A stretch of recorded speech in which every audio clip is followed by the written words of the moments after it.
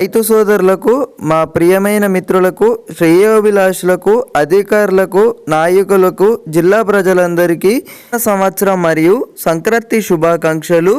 మీకు తెలియజేయనగేమనగా రైతు సోదరులకు విజ్ఞప్తి, రైతు భరోసా డబ్బులకు సంబంధించి ఇప్పటికే చూసుకున్నట్టయితే సంక్రాంతికి ఈ యొక్క రైతు భరోసా నిధులు అనేవి విడుదల చేయబోతున్నట్లయితే మనకు అఫీషియల్ కన్ఫర్మేషన్ అంటూ అయితే రాష్ట్ర ప్రభుత్వం గ్రీన్ సిగ్నల్ అయితే ఇచ్చింది.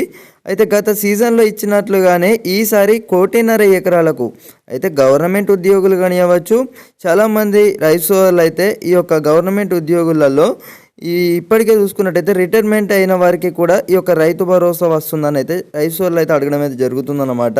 కాంగ్రెస్ ప్రభుత్వం రైతు భరోసా ఇవ్వనున్నట్లు తెలుస్తుంది. అయితే యాసంగి సీజన్ పెట్టుబడి సాయం కింద సంక్రాంతి నాటికి రైతు భరోసా నగదు రైతుల ఖాతాలో జమ చేసేందుకు యోచనలో ఉంది.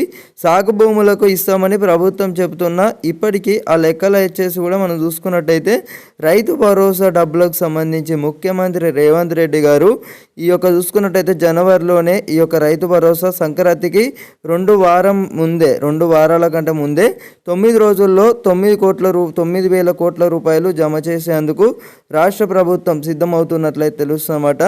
సో రైతుల యొక్క విషయాన్ని గమనించి మీ యొక్క రైతులందరికీ కూడా తప్పకుండా సోదరులందరికీ కూడా తెలియజేయగలరన్నమాట. మీ యొక్క స్నేహితులందరూ కూడా ఈ యొక్క విషయానికి సంబంధించి అయితే చాలామంది అయితే ఇప్పుడు సాగు చేసే భూములకి రైతు భరోసా ఇస్తామని అయితే ప్రభుత్వం చెప్పిందన్నమాట.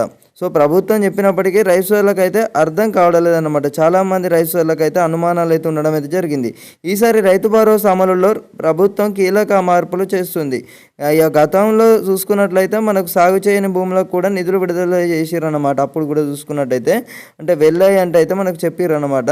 సో ఉపగ్రహ చిత్రాల ద్వారా ఇక్కడ చూసుకున్నట్టయితే ఈ యొక్క ఏ భూమి ఖాళీగా ఉండి అలాగే వివరాలకు సంబంధించి సాగు చేయని భూములు కానివ్వచ్చు, పట్టా పాస్బుక్ కలగని భూములకు కానివ్వచ్చు, ఈ యొక్క చూసుకున్నట్టయితే వీటికైతే పూర్తిగా రైతు భరోసా అందజేయదన్నమాట. రాష్ట్ర ప్రభుత్వం చూసుకున్నట్లయితే ప్రభుత్వ ఉద్యోగులకు కూడా రైతు భరోసా అందజేయదు.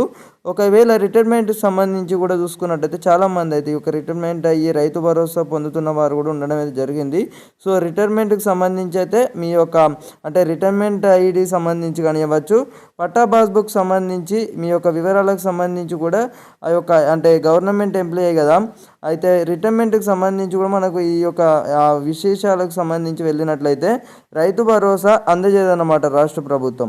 సో మీరు ఇప్పటివరకు చూసుకున్నట్టయితే రైతు భరోసా అనేది గవర్నమెంట్ అంటే ఎంప్లాయీకి అందినట్లు అప్పుడు మన గత యాసంగి సీజన్ కానివ్వచ్చు, వానాకాలం సీజన్లో అందజేసిందన్నమాట రాష్ట్ర ప్రభుత్వం. సో ఇప్పుడు మనం చూసుకున్నట్టయితే క్షేత్రస్థాయిలో ఈ యొక్క సర్వే జరగనున్నట్లయితే తెలుస్తుంది. సో